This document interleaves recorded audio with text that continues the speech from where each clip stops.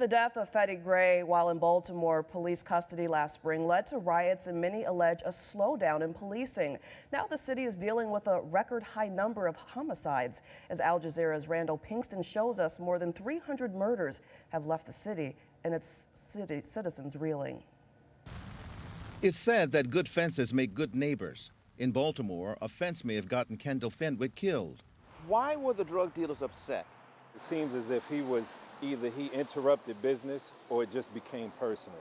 Christopher Ervin is a community activist. He helped organize the effort to complete the fence after Kendal Fenwick's death. The 24-year-old had been building the fence to keep his 3 young children safe. He was 24 years old, a father of 3 who worked. He engaged in his community.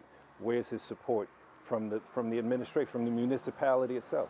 Fenwick's murder, number 295 of this year, was another step towards a depressing statistic for Baltimore.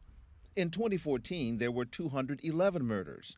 On Thursday, the day before Fenwick's funeral, it was 306.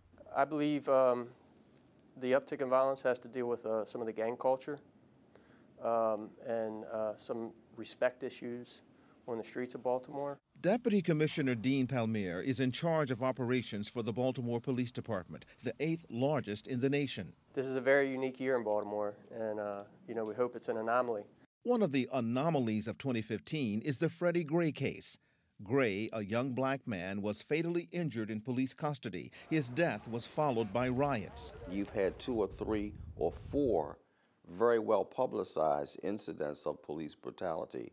It triggers the response and reaction that we got when we had the beginning of those riots. City Councilman William Welch weighed in on a popular theory behind the rise in violent crime, that after Gray's death, the police backed off from strict enforcement. I've heard police officers will pull a perpetrator up, and the perpetrator will throw up his hands and say, "Freddie Gray." And I'm sure that has a psychological effect on that police officer. I think post the civil unrest, there was anxiety, not only within the officers, but within the communities themselves. But that has not prevented the officers from going out and doing their job.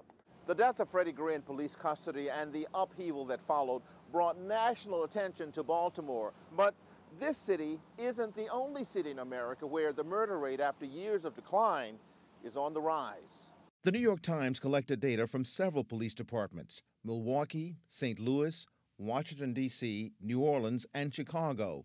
All showed a substantial increase in murders between August 2014 and August 2015. In all of these cities, police need help from residents to identify people responsible for violent crimes.